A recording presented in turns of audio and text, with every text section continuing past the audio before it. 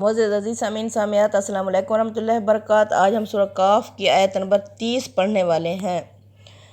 آگے کیا ہے؟ اللہ جہنم سے پوچھیں گے کہ جہنم کیا تو بھر چکی ہے؟ جہنم کہے گی کیا ابھی اور بھی ہیں؟ کون رکھے گا ہمیں یاد اس دور خود غرض میں؟ حالات ایسے ہیں کہ لوگوں کو خدا یاد نہیں۔ ہم کون ہیں کیا ہیں باخدا یاد نہیں۔ اپنے اسلاف کی تو کوئی ادا یاد نہیں۔ ہے اگر یاد تو کافر کے ترانے بس، ہے اگر نہیں یاد تو مسجد کی صدا یاد نہیں۔ بنت حوا کو نچاتے ہیں سر عام محفل میں، کتنے سنگ دل ہیں کہ رسم حیا یاد نہیں۔ آج اپنی ذلت کا سبب یہی ہے شاید، سب کچھ یاد ہے مگر خدا یاد نہیں۔ یوم نقولو، جس دن ہم کہیں گے لی جہنم، جہنم سے حلم تلاتی، کیا تو بھر چکی ہے؟ وتقولو حل من مزید، اور وہ پوچھے گی کہے گی جواب دے گی کیا کچھ اور بھی ہیں؟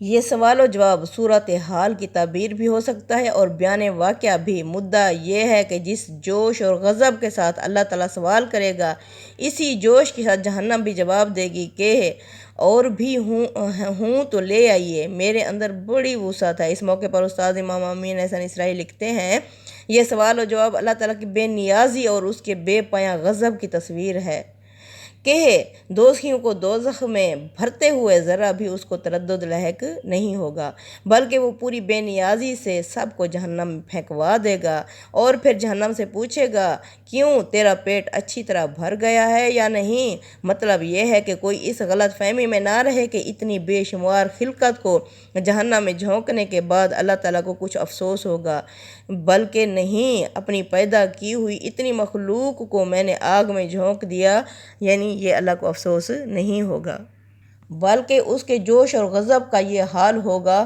اور بھی ہوں تو وہ بھی جہنم کا ایندھن بنا دو۔ یہ تو حال تھا جہنمیوں کا، یعنی جہنم اتنی گہری اور وسیع ہے، وہ بھی یعنی بھر جائے گی جہنم بھی جہنمیوں سے، استغفر اللہ۔ آگے اللہ فرماتے ہیں آیت نمبر 31 میں وَأُزْلِفَتِ الْجَنَّةُ لِلْمُتَّقِينَ غَيْرَ بَعِيدٍ، یعنی جنت متقین پرہیزگاروں کے قریب لائی جائے گی اور وہ ان سے دور نہیں ہوگی۔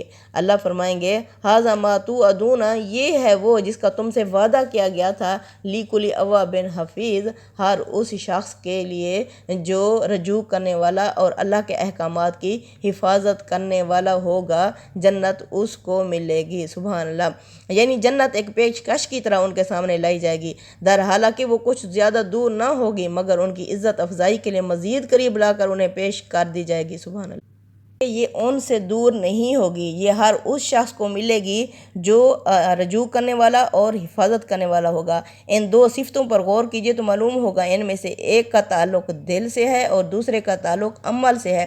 اگر آدمی کا دل زندہ اور بیدار ہو تو زندگی کے تمام ہنگاموں کے اندر اس کا دل برابر اپنے رب کی طرف رجوع رہتا ہے، کسی وقت پر بھی اس پر ایسی غفلت یا سرکشی کی حالت طاری نہیں ہوتی کہ اسے خدا کے حدود اور قیود کا کچھ ہوش نہ رہے، وہ ان کو توڑتا رہے۔ نفس کی کسی اکساہٹ کے باعث اگر اس سے کوئی تجاوز صادر ہو جاتا ہے تو اس کا دل فوراً خبردار ہو جاتا ہے اور وہ توبہ اور استغفار کے ذریعے سے پھر اپنے رویے کی اصلاح کر کے اپنے رب سے جڑ جاتا ہے۔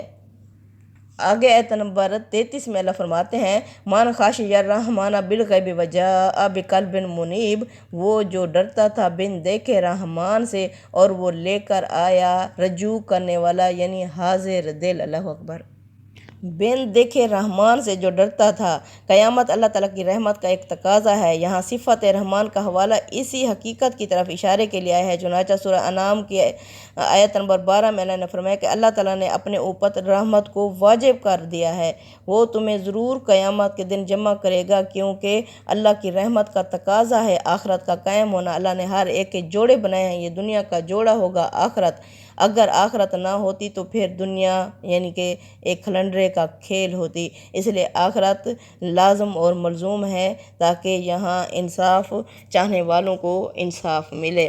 اللہ فرماتے ہیں یہ اسے ملے گی جو رجوع کرنے والا دل اللہ کے پاس لائے گا، یعنی کہ رنج و راحت اور امید و پہم کی کوئی حالت بھی اسے اپنے پروردگار سے منہ موڑنے پر آمادہ نہیں کر سکتی۔ وہ ہر حال میں اللہ سے لو لگانے والا ہی رہتا ہے۔ اللہ ایسے شخص کو فرمائیں گے ندخلوها بسلام کہ داخل ہو جاؤ اس جنت میں سلامتی کے ساتھ۔ ذالک الیوم الخلود، یہ ہوگا ذالک یوم الخلود، یہ ہوگا ہمیشہ رہنے والا دن، یعنی اللہ تعالیٰ بھی ہمیشہ ہے، اس نے ہمیشہ کی زندگی دینے کے لیے اس دنیا کو کمرہ امتحان بنا دیا ہے کہ میں اس ہمیشہ کی زندگی میں اس کو داخل کروں گا جو اس امتحان سے، دنیا کے امتحان سے گزر کر ہی آخرت میں جائے گا تو وہ پائے گا ہمیشہ کی جنت۔ اب یہ ہماری کیا ہے، جو تقدیر ہے، ہماری جو زندگی ہے، یہ ہمارا سوال نامچہ ہے، ہم کمرہ امتحان میں ہیں۔ اللہ تعالیٰ انسان کے اوپر زندگی، موت، تکلیف، پریشانی ڈالتا ہے اور اللہ دیکھتا ہے کہ میں آج کا جو سوال ڈال رہا ہوں اس میں بندہ اس کو کس طرح حل کرتا ہے۔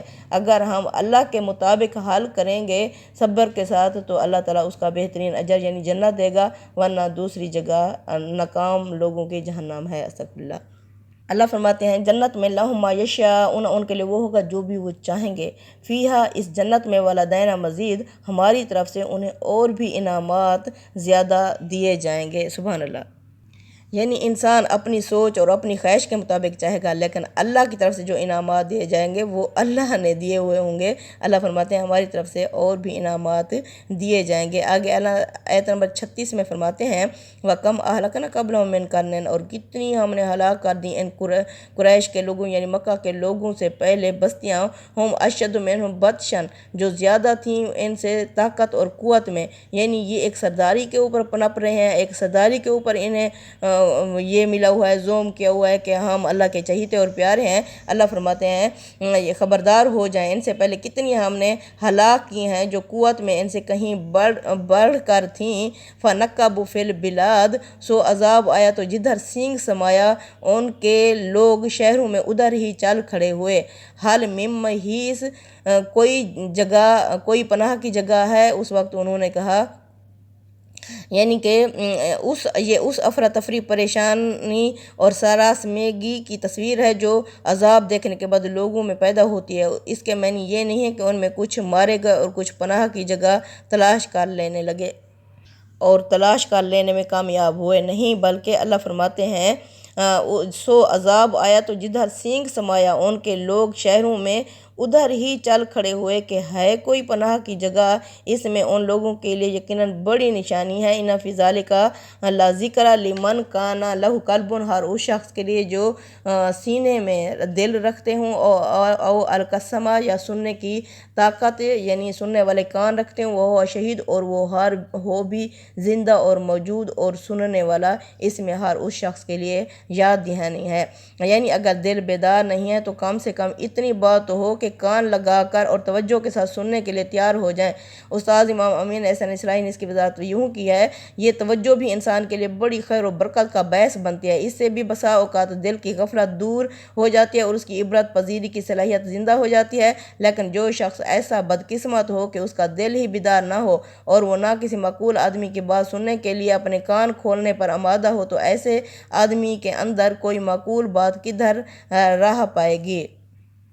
آگے آیت نمبر 38 میں اللہ فرماتے ہیں وَلَقَدْ خَلَقْنَا السَّمَاوَاتِ وَالْأَرْضَ وَمَا بَيْنَهُمَا فِي سِتَّةِ أَيَّامٍ وَمَا مَسَّنَا مِن لُغُوبٍ، انہیں تعجب ہے کہ مرنے کے بعد یہ کس طرح اٹھائے جائیں گے۔ حقیقت یہ ہے کہ زمین اور آسمانوں اور ان کے درمیان کی چیزوں کو ہم نے 6 دنوں میں پیدا کیا اور کوئی تھکان ہمارے قریب بھی نہیں آئی۔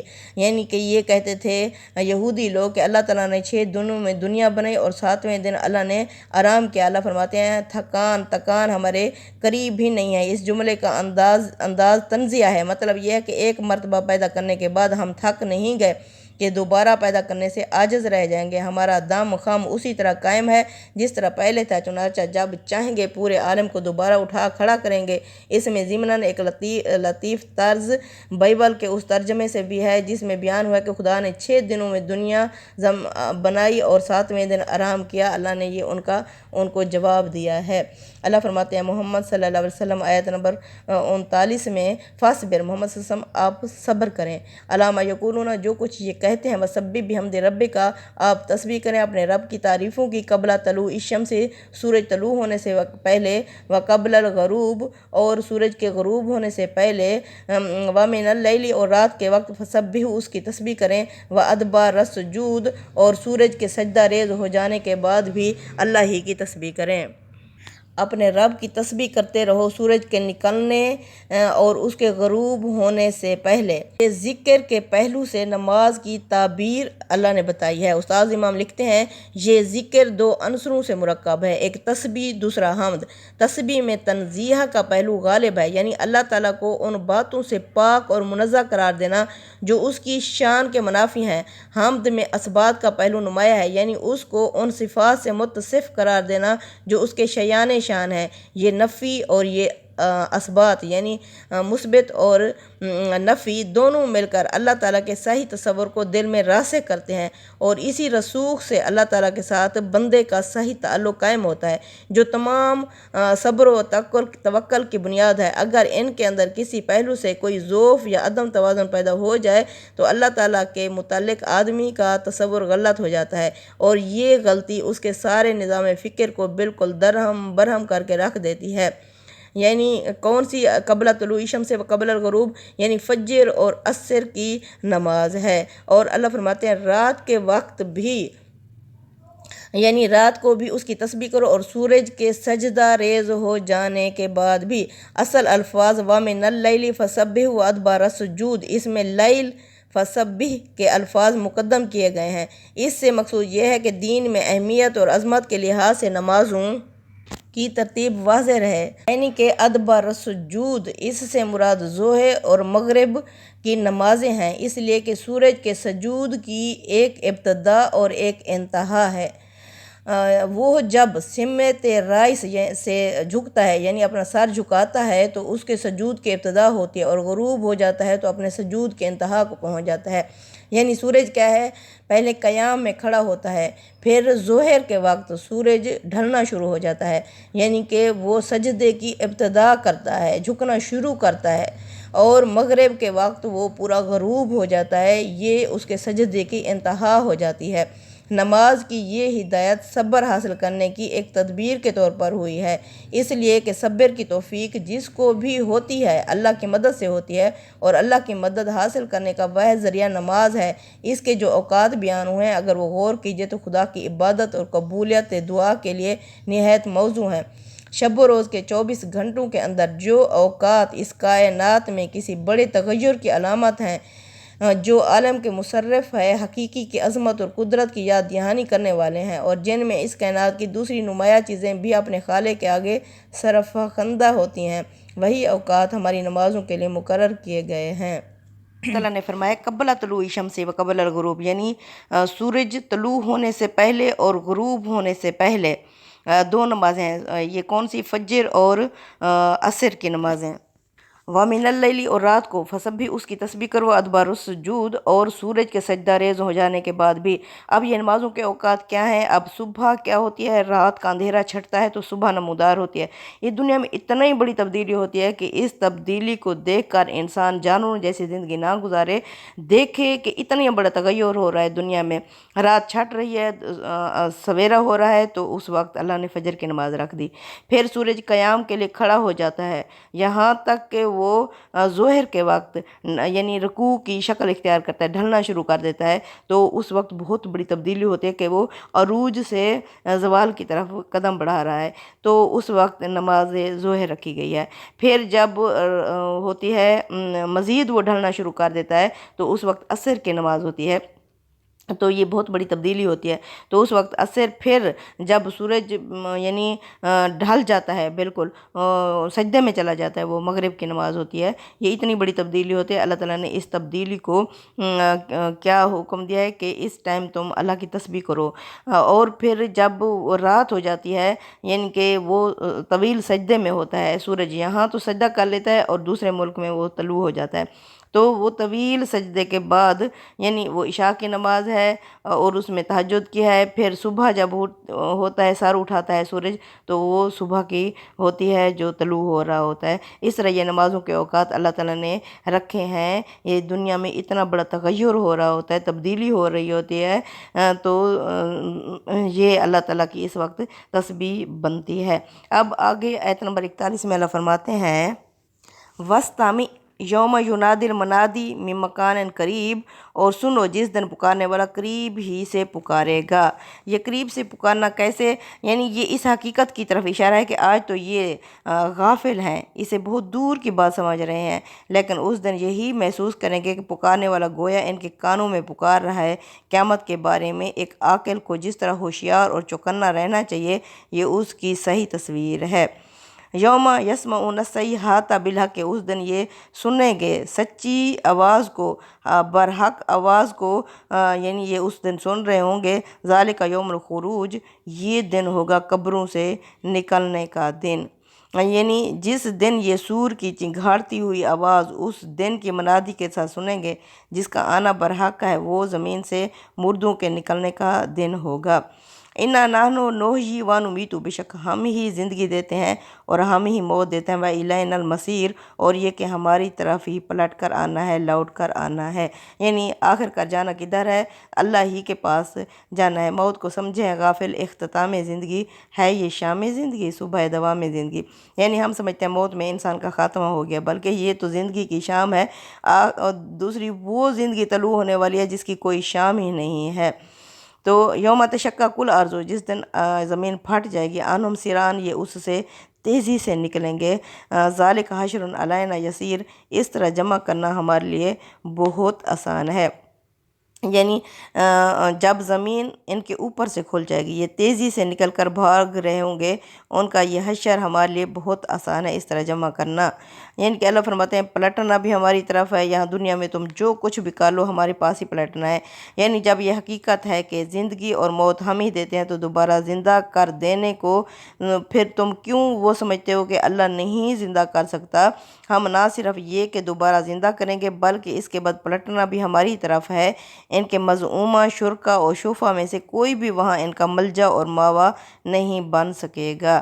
اللہ فرماتے ہیں اس طرح جمع کرنا ہمارے لیے بہت ہی آسان ہے، یعنی یہ نہ سمجھو کہ اللہ پہلی تخلیق سے تھک گیا ہے۔ اللہ فرماتے ہیں نہیں، امر کن سے یہ سارا کام ہو جائے گا۔ آگے آیت نمبر 45 میں اللہ فرماتے ہیں نانو اعلم، ہم ہی جانتے ہیں، بما یقولون، جو کچھ یہ لوگ مکہ کے مخاطب خاص طور پر جو یہ کہتے ہیں، وما انت علیہم بجبار، محمد صلی اللہ علیہ وسلم آپ ان پر زبردستی کرنے والے یا دروغہ بنا کر تو نہیں بھیجے گئے، یعنی آپ کا کام کیا ہے، آپ انہیں پہنچا دیں، بشارت بھی دے دیں، خبردار بھی کر دیں، باقی آپ ان کے اوپر سختی کرنے والے بنا کر نہیں بھیجے گئے۔ فذکر، پس آپ محمد صلی اللہ علیہ وسلم نصیحت کریں انہیں، بالقرآن، اس قرآن کے ذریعے سے، اس قرآن کے ذریعے سے نصیحت کریں، یعنی اپنے قصے کہانیاں ہم لوگ سناتے ہیں، اپنے قصے کہانیاں نہیں، بلکہ فذکر بالقرآن من یخاف وعید، آپ نصیحت کریں اس قرآن کے ذریعے سے ہر اس شخص کو جو ڈرتا ہو میرے ڈراوے، میری تنبیہ، میری خبرداری سے۔ آپ اس قرآن کے ذریعے سے ہی، اللہ فرماتے ہیں ومن احسن قولا ممن دعا الی اللہ، اور اس شخص سے زیادہ بڑھ کر کس کی بات اچھی ہو سکتی ہے جو اللہ کی طرف بلائے اور ایمان لائے، وکالا، اور کہے اننی من المسلمین، میں تو مسلمان، میں تو فرما بردار ہوں۔ مطلب یہ ہے کہ جانتے ہیں تو ان سے نپٹیں گے بھی، اور جو کچھ یہ کہہ رہے ہیں اس کا خمیازہ بھی انہیں لازماً بھگتنا ہی پڑے گا۔ صدق اللہ العظیم، تقبل منا انک انت السمیع العلیم وتب علینا انک انت التواب الرحیم، آمین۔